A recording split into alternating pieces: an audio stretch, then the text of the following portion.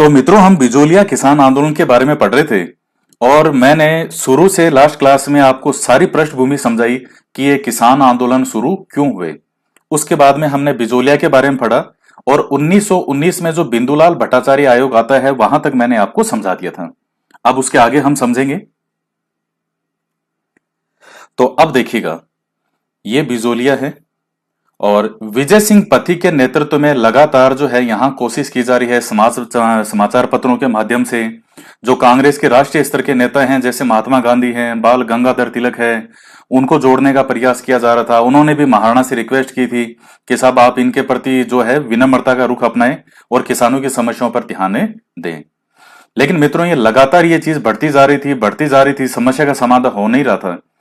देखिए, एक क्वेश्चन मैं आपको बताना चाहूंगा यहाँ पे। एक बार एक एग्जाम में क्वेश्चन आया कि राजस्थान के किसान आंदोलन में से कौन सा आंदोलन लगातार बोल सेविक क्रांति से प्रभावित था या बोल सेविक क्रांति से प्रेरित हो रहा था। अब विद्यार्थी क्या करते हैं, जब बेगू किसान आंदोलन पढ़ते हैं तो उसमें एक बोल सेविक समझौता आता है। वो बस बोल सेविक का नाम देखा और बेगू टिका दिया सीधा ही। वो आपसे बोल सेविक क्रांति से प्रेरित या प्रभावित किसान आंदोलन का पूछ रहा है, उसने बोल सेविक समझौते का नाम नहीं लिया है। बोल सेविक समझौता जो होगा तब तो आपको बेगू करना है। और वो कह रहा है बोल सेविक क्रांति से प्रभावित। तो देखिए, उस समय 1907 में जो रूस है वहां पर बोल सेविक क्रांति हुई थी और लेनिन के नेतृत्व में मजदूर दल की जो मजदूरों की सरकार बनी, वो जो दल था उसको बोल सेविक दल कहा गया था। उस क्रांति को बोल सेविक क्रांति कहा गया 1907 में। तो अब पत्र पत्रिकाओं के माध्यम से यहां तक न्यूज तो आ ही रही थी। और जब देखा कि इतना बड़ा रशिया और वहां के शासक को जार कहते हैं, जैसे अपने यहां कहते थे महाराणा, किसी जो रियासत के महारावल, महाराव, महाराजा, ये अलग अलग थे। तो वैसे ही वहां रूस के शासक को हम जार कहते थे। तो जब रूस में सत्ता परिवर्तन हो सकता है तो यहां के किसान लगातार प्रेरित हो रहे थे कि साहब हमारे परिवर्तन क्यों नहीं हो सकता। तो हमारे यहां के किसान, हमारे नेता, वो यहां के किसानों को प्रेरित कर रहे थे कि देखिए रसिया इतना बड़ा देश है, जब वहां लेनिन के नेतृत्व में मजदूर दल की सरकार बन सकती है, आम व्यक्ति अपनी सरकार बना सकते हैं, तो हम हमारी मांग को क्यों नहीं रख सकते और क्यों नहीं अपनी मांगों को मनवा सकते। तो उस बोल सेविक का भी यहां लगातार प्रभाव पड़ रहा था। तो वो जो क्वेश्चन पूछा था कि राजस्थान का कौन सा किसान आंदोलन बोल सेविक क्रांति से प्रभावित था, उसका सही उत्तर था बिजोलिया। और बेटे स्टूडेंट क्या टिका गए, सीधा ही बेगू, बस बोल सेविक नाम दिखा, दिखते बेगू, आगे पढ़ता ही नहीं। छोटी सी बारीकी है और एक सेकंड में क्वेश्चन गलत हो जाता है और एक सेकंड में सही हो जाता है। जब तक वो बोल सेविक के साथ में समझौता नहीं लिखे कि बोल सेविक समझौते का संबंध किससे है, बेगू से। मैं अभी समझाऊंगा आपको, बेगू आएगा तब, तो आप ये ध्यान में रख लेना। तो अब देखिए लगातार प्रयास किया जा रहा है। 1920 के अंदर आप जानते हैं नेशनल लेवल पे एक बहुत बड़ी घटना होती है और वो क्या है, 1920 में असहयोग आंदोलन शुरू हो जाता है। अब एक तरफ असहयोग आंदोलन भी शुरू हो गया था। अब देखिए, विजय सिंह पथिक रहे, वो सोच रहे हैं कि अगर हम हमारे आंदोलन को अगर असहयोग से जोड़ दें तो हमें और ज्यादा मजबूती मिलेगी। और ब्रिटिश सरकार को डर यह लग रहा है कि यह आंदोलन कहीं इस असहयोग से नहीं जुड़ जाए, क्योंकि फिर तो डायरेक्ट, भाई उस टाइम तो गांधी जी देवदूत के समान थे सभी के लिए। गांधी जी की एक आवाज पे पूरा देश इकट्ठा हो गया था।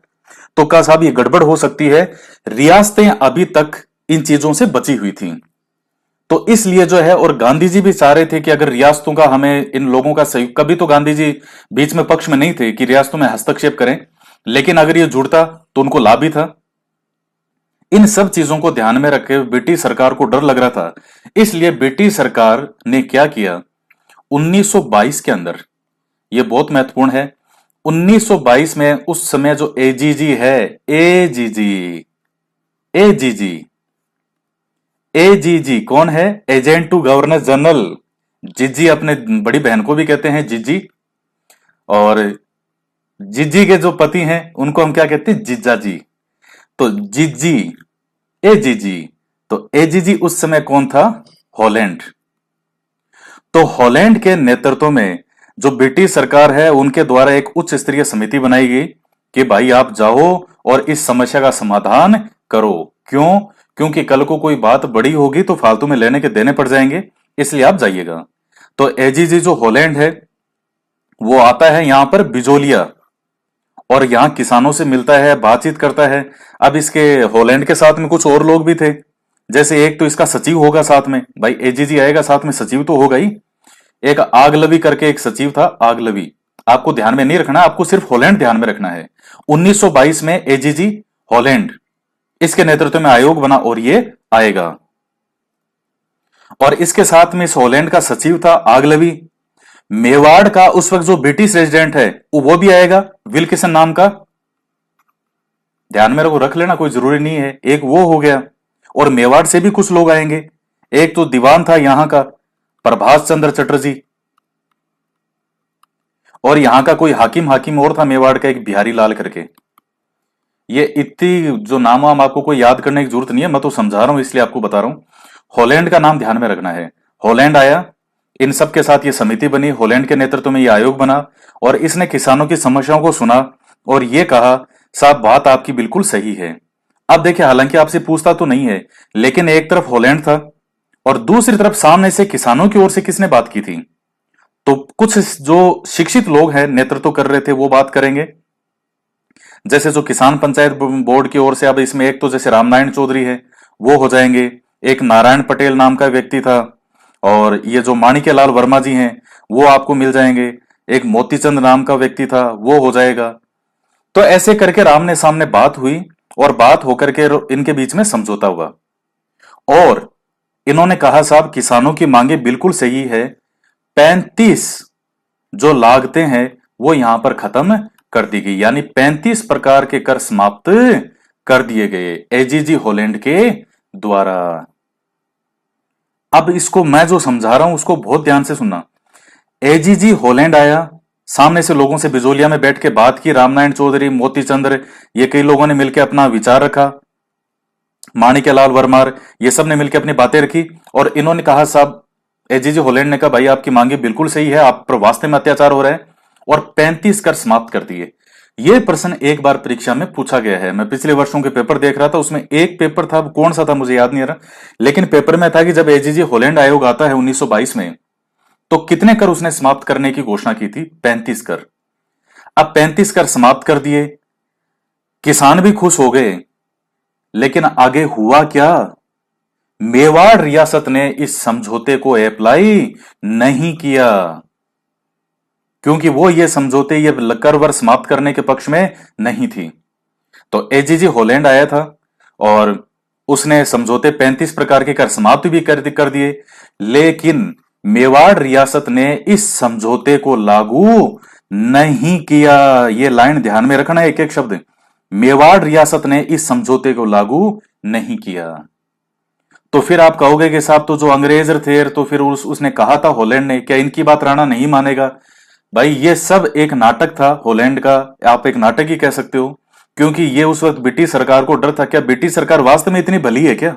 आप खुद सोच के देखो, किसानों का खून पी गए ये अंग्रेज। क्या ये वास्तव में इतनी भली थी कि इनको यहाँ के जो किसान है उनकी चिंता है? कोई चिंता नहीं थी। इनको डर था कि कहीं जो रूस के अंदर बोल्शेविक क्रांति हुई है, कहीं उस तरह की क्रांति यहां नहीं हो जाए। और अच्छे नेता थे हमारे पास, रामनारायण चौधरी, माणिक्यलाल वर्मार, विजय सिंह पथिकर, एक से बढ़कर एक नेता।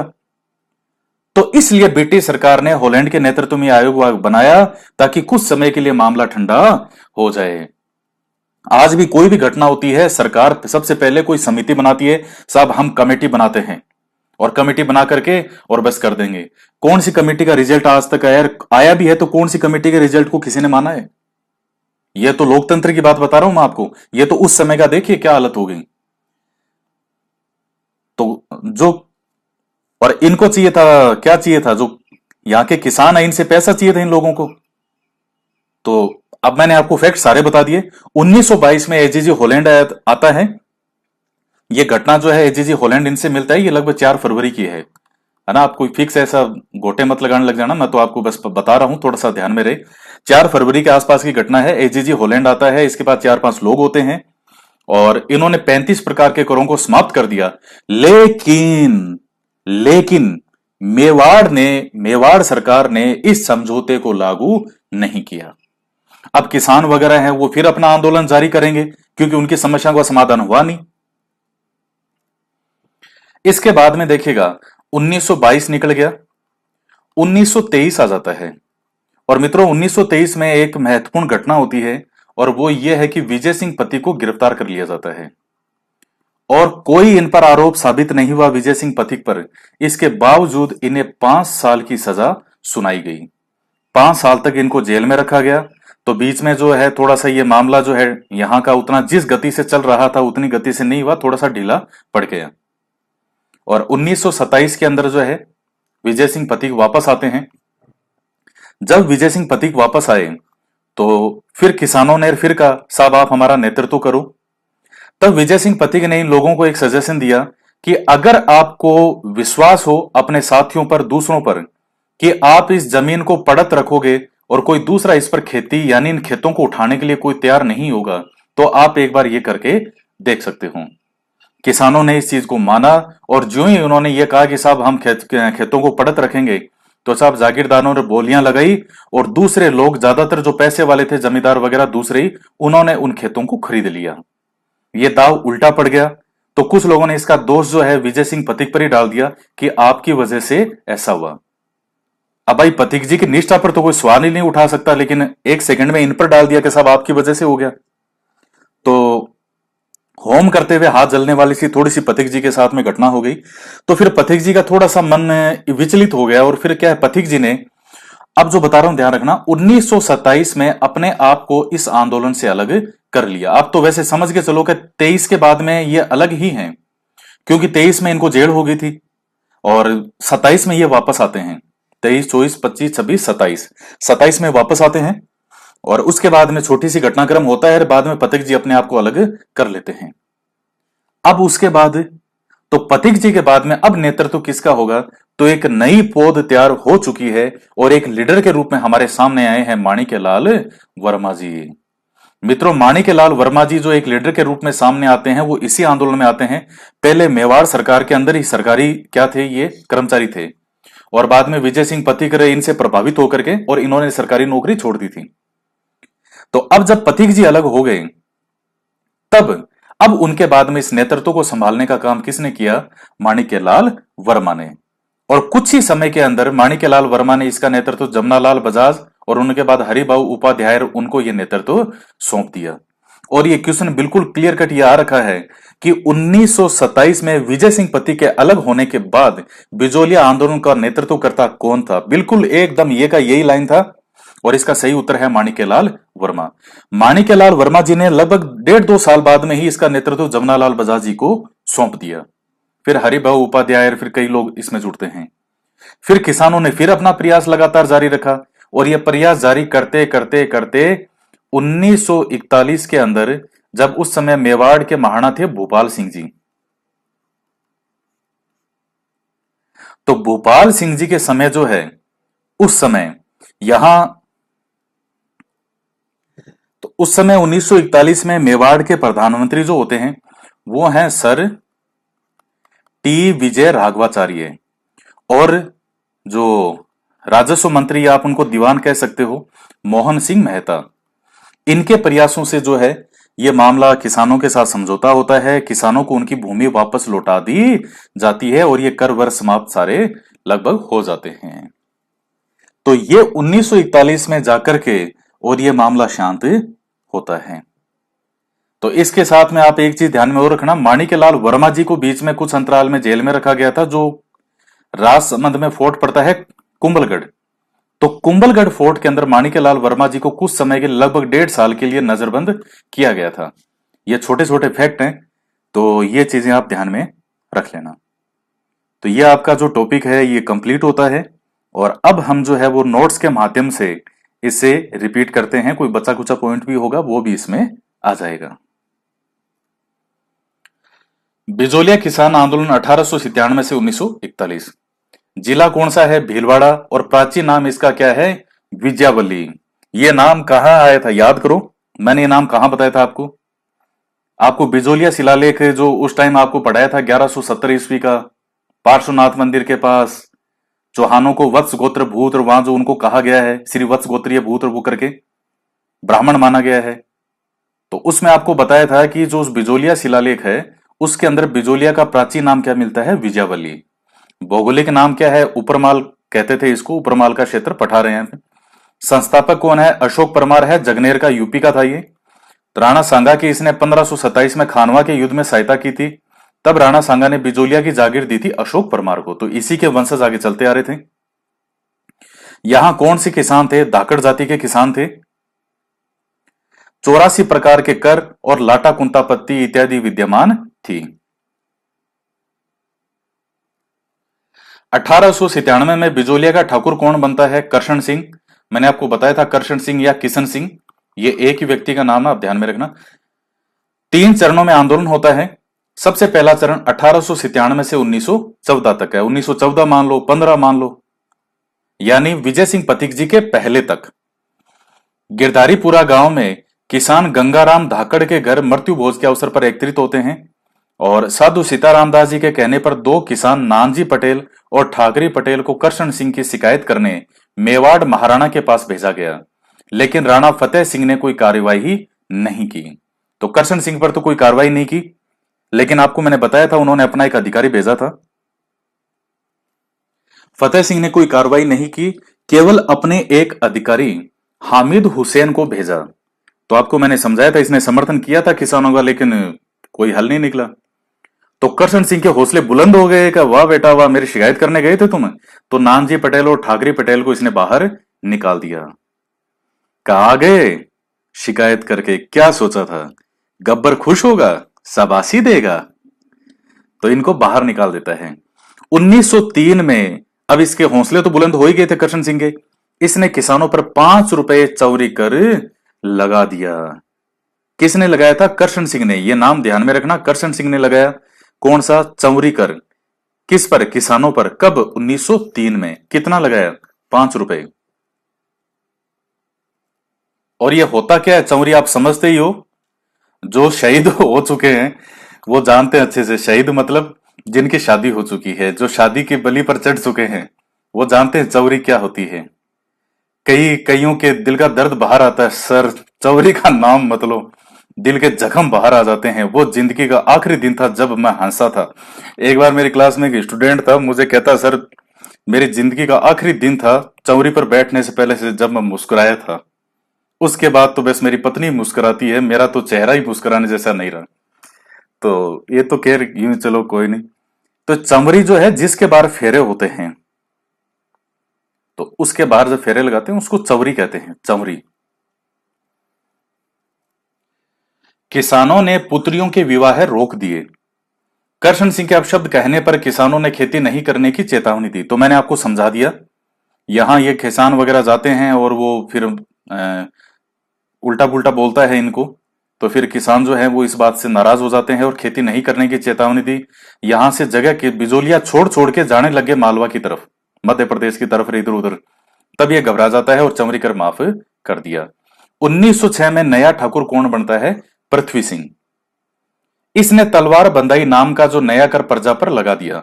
देखिए मित्रों, दरअसल ये अपने आप में तलवार बंदाई है तो इस पृथ्वी सिंह पे, किसकी ओर से? महाराणा की ओर से। लेकिन इसने ये किस पर डाल दिया? किसानों पर।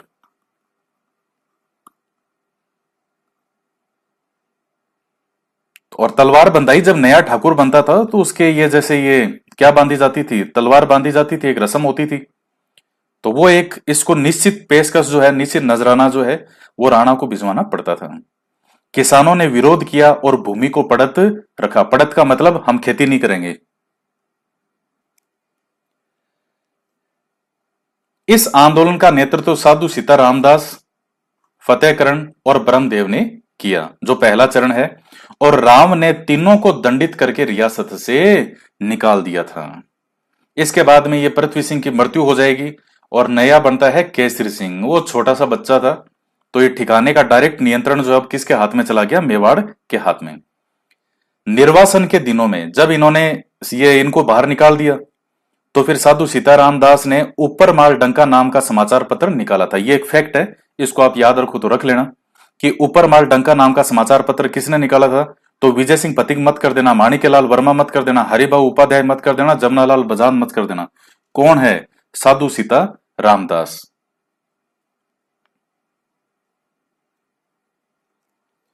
दूसरा चरण, 1916 में विजय सिंह पथिक ने साधु सीताराम दास के कहने पर आंदोलन का नेतृत्व किया। 1917 में ऊपर माल किसान पंच बोर्ड की स्थापना की और अध्यक्ष किसको बनाया था? मन्ना पटेल को। पथिक जी ने कानपुर से प्रकाशित होने वाले समाचार पत्र प्रताप के माध्यम से इसे राष्ट्रीय स्तर पर प्रसिद्ध किया। और प्रताप के संपादक कौन थे? गणेश शंकर विद्यार्थी। तो ये सब आपको समझा दिया। माणिक्यलाल वर्मा और जमनालाल बजाज जैसे नेता भी जुड़ते हैं, इस आंदोलन से जुड़ गए थे अब तक ये।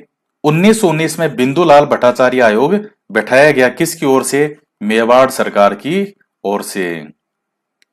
देखिए, मैं आपको एक बात बता दूं, जब आप डिटेल में जब हम इन चीजों को पढ़ते हैं तो ऐसा नहीं है कि मेवाड़ के जो महाराणा हैं वो इतने कठोर थे, ऐसा नहीं है। उनकी मजबूरी थी, क्योंकि उनको मजबूर कर रखा था अंग्रेजों ने। अब अंग्रेज क्या है, सामने खुद आते नहीं थे। लोगों को लग रहा है, किसानों को लग रहा है साहब जो राणा जी हैं वो नहीं कर रहे। वास्तविकता यह है कि राणा जी के पीछे भी किसी ने जबरदस्त दबाव दे रखा है यहां पे, और वो है अंग्रेज। तो कहीं ना कहीं राणा जो है वो भी मजबूर थे। दो राणाओं के कार्यकाल में ये चलेगा। पहले तो महाराणा फतेह सिंह जी थे, उनके कार्यकाल तक चला, और अंग्रेजों ने फतेह सिंह जी को मजबूर कर दिया था कि साहब आप गद्दी छोड़ो और आपके बेटे भूपाल सिंह को बैठाओ। तो फतेह सिंह जी को बुजुर्गावस्था में मजबूरी के अंदर अपनी गद्दी छोड़नी पड़ी, और अपने जीवित रहते ही अपने बेटे भूपाल सिंह को गद्दी पर बैठाना पड़ा था। तो भूपाल सिंह जी बैठे। तो जब आंदोलन शुरू हुआ उस टाइम फतेह सिंह जी थे 1897 में, और जब आंदोलन समाप्त होता है 41 में, उस समय कौन थे? महाराणा भूपाल सिंह जी। तो बिंदुलाल भट्टाचार्य आयोग बैठाया गया, साथ में कौन थे? ठाकुर अमर सिंह और अफजल अली। तो तीन नाम ये ध्यान में रख लेना, महत्वपूर्ण नाम तो यही है, बाकी अमर सिंह और अफजल अली में। इस आयोग ने करों को कम करने की सिफारिश की, लेकिन कार्यवाही नहीं हुई। गांधी जी ने भी समर्थन दिया था। मैंने आपको बताया था इनका सचिव था महादेव देसाई, उसको भी भेजा गया था मेवाड़ के पास कि साहब आप थोड़ा ध्यान दो, लेकिन कुछ ऐसा नहीं हुआ। 1922 में एजीजी होलैंड के नेतृत्व में आयोग भेजा गया। अधिकांश कर समाप्त कर दिए गए, कितने? 35। लेकिन यह समझौता लागू नहीं हुआ। ये दोनों तीनों पॉइंट महत्वपूर्ण है इसमें। 1927 में पथिक जी अलग हो जाते हैं। तृतीय चरण आता है 1927 से 1941 तक। 1927 में माणिक्यलाल वर्मा जी ने नेतृत्व संभाला, और कुछ समय बाद सेठ जमनालाल बजाज द्वारा। तो ये पॉइंट आप ध्यान में रख लेना। 1941 में मेवाड़ के पीएम टी विजय राघवाचार्य और दीवान मोहन सिंह मेहता बिजोलिया आते हैं, और किसानों की मांगे मान ली जाती है। तो यह पॉइंट ध्यान में रखना। 1941 में महाराणा भूपाल सिंह जी हैं, मेवाड़ के प्रधानमंत्री थे उस समय टी विजय राघवाचार्य जी, और दीवान थे मोहन सिंह मेहता। ये बिजोलिया आए और किसानों की मांगे मान ली, किसानों की भूमि उनको लौटा दी। 44 साल चलने वाला अहिंसक आंदोलन, ये बहुत बड़ी सफलता थी। और मित्रों, हर व्यक्ति का योगदान था। साधु सीताराम दास जी ने, और जो फतेह करण और ब्रह्मदेव जी, इन तीनों ने जो एक छोटा सा पौधा लगाया था, छोटा सा पौधा लगाया, उसको खाद पानी दिया, उसे विशाल वृक्ष के रूप में बनाने का काम किसने किया भविष्य में? विजय सिंह पथिक ने। इन्होंने अपनी योग्यता, अपने नेतृत्व से इस छोटे से पौधे को विशाल बरगद के पेड़ के रूप में जो है वो कन्वर्ट किया, इसको बदला। और बाद में, उनके बाद में माणिक्यलाल वर्मा जी, सेठ जमनालाल बजाज, फिर इन्होंने नेतृत्व संभाला। तो हर व्यक्ति का योगदान होता है, सबने अपनी ओर से पूरा प्रयास किया था। हर एक किसान का योगदान था इसमें। मैंने आपको बताया जब शुरू होता है उस समय जो बच्चा 10 साल का था, वो जब आंदोलन समाप्त होगा उस समय उस बच्चे की आयु हो जाएगी 54 साल। तो किसी ने तो अपनी आंखों से, जो छोटा सा 10 साल का बच्चा कुछ तो समझने लग जाता ही है, तो किसी ने अपनी आंखों से प्रत्यक्ष रूप से पूरे जीवन इस आंदोलन को देखा है। क्या क्या घटनाक्रम हुए, क्या क्या हुआ, कैसे हुआ। तो माणिक्यलाल वर्मा जी का एक आता है, इन्होंने पंछिड़ा गीत गाया था। ये पंछिड़ा गीत गाते थे, ये गीत था, और इस आंदोलन के दौरान, और लोगों को मोटिवेट करते थे, प्रेरित करते थे। अब जैसे मान लीजिए देशभक्ति फिल्में होती है, और उनमें गाने होते हैं, यह देश है वीर जवानों का, अलबेलों का, इस देश के यारो, इस तरह के वो है ना कई जो देशभक्ति गाने होते हैं। तो उसी प्रकार के ये देशभक्ति कुछ गीत हुआ करते थे और ये लिखते थे खुद, और ये लिख करके और लोगों को प्रेरित करते थे। तो आपसे क्वेश्चन कई तरह से पूछ सकता है, पंछीड़ा गीत जो है किसके द्वारा लिखा गया था? माणिक्यलाल वर्मा जी के द्वारा ये पंछीड़ा गीत गाते थे।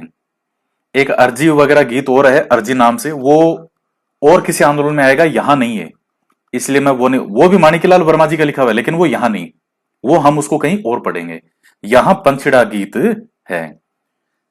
तो मित्रों, ये आपका बिजोलिया किसान आंदोलन समाप्त होता है। तो कई जो बहुत अच्छे से आप इसको समझ लिया, जो वीडियो को कंसंट्रेट हो गए। देखिए, एक बार तो वीडियो को आपको पूरा कंसंट्रेट होके सुनना है। भविष्य के अंदर मान लीजिए आपको एक बार आप पूरा वीडियो, जैसे मान लीजिए 50 मिनट का वीडियो है, तो एक बार तो आप उस वीडियो को पूरा जरूर सुने। ईयरफोन लगाया, शुरू से स्टार्ट कर लिया, 360 वाली 320 वाली जो क्वालिटी है उसके अंदर बिल्कुल साफ दिखता है एकदम, उसमें कर लिया और अब अपना आराम से सुनो। और एक बार पूरा अच्छे से सुनने के बाद में फिर दोबारा कभी मान लीजिए आप अगर सुनते हैं तो उसमें आपको पता है कौन सी चीज कहां है, तो उसको दोबारा डायरेक्ट वहां क्लिक करके आप वहां से देख सकते हैं। लेकिन एक बार वीडियो को पूरा जरूर सुने और जो मेरी स्पीड है उसी में सुने। पहली बार के अंदर स्पीड तेज नहीं करे, क्योंकि स्पीड तेज का भी ऑप्शन तो आता ही है। तो कई क्या है, पहली बार में स्पीड तेज कर लेंगे तो समझ में नहीं आएगा।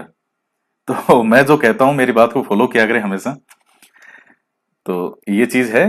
फिर बाद में तो आप चाहे कितनी स्पीड करो, जब दोबारा सुनो तब, लेकिन एक बार तो जैसा है इसको वैसा ही चला लो बस, और आराम से पूरा देखो। तो ये बिजोलिया किसान आंदोलन जो है ये कंप्लीट होता है। शुरू में आपको बता दिया, 1897 से शुरू हुआ है। गिरधरपुरा जो गांव है, गिरधारीपुरा गिरधरपुरा एक ही नाम है, गिरधरपुरा गांव में जो गंगाराम धाकड़ किसान के घर से जो चीज शुरू हुई थी, नानजी पटेल ठाकरे पटेल को भेजा मेवाड़ महाराणा के पास। फिर वो मेवाड़ महाराणा के पास में जाता है, मेवाड़ महाराणा हामिद हुसैन को भेजता है। किसानों की मांग को सही बताया लेकिन सरकार ने उस चीज को अप्लाई नहीं किया। करशन सिंह के हौसले बुलंद हो गए। 1903 में इसने कौन सा कर लगा दिया? चमरी कर लगा दिया। 1906 में पृथ्वी सिंह नया ठाकुर बनता है और इसने बनते ही तलवार बंधाई कर जो इस पे था, इसने तलवार बंधाई कर किस पे डाल दिया? नया कर बना के किसके ऊपर थोप दिया? किसानों के ऊपर। शुरू में नेतृत्वकर्ता कौन थे? तो फिर ये हैं साधु सीताराम दास हैं, ब्रह्मदेव हैं, फतेहकरण हैं। फिर उसके बाद आते आते फिर 1916 के अंदर कौन आते हैं? विजय सिंह पथिक।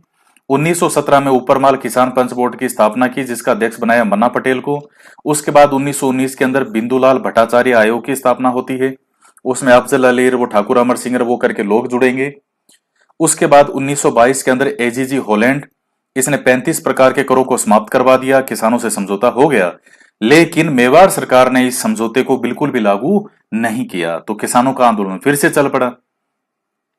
इसके बाद में 1927 के अंदर विजय सिंह पथिक इस आंदोलन से अलग हो जाते हैं और फिर आगे नेतृत्व करेंगे माणिक्यलाल वर्मा। कुछ समय बाद फिर जमनालाल बजाज हैं, हरिबाबू उपाध्याय करके कई आएंगे। और 1941 के अंदर जो है ये मेवाड़ के प्रधानमंत्री टी विजय राघवाचार्य और दीवान मोहन सिंह मेहता जो है ये बिजोलिया आते हैं और किसानों की मांगे मान ली जाती है। इस प्रकार 1941 में यह 44 साल तक चलने वाला अहिंसक आंदोलन, अहिंसक जिसमें कोई हिंसा नहीं हुई, यह समाप्त हो जाता है, यानी किसी की मृत्यु वगैरह इसमें नहीं हुई। तो ये आपका कंप्लीट होता है। अब जो नेक्स्ट क्लास होगी उसमें हम नया आगे का आंदोलन पढ़ेंगे।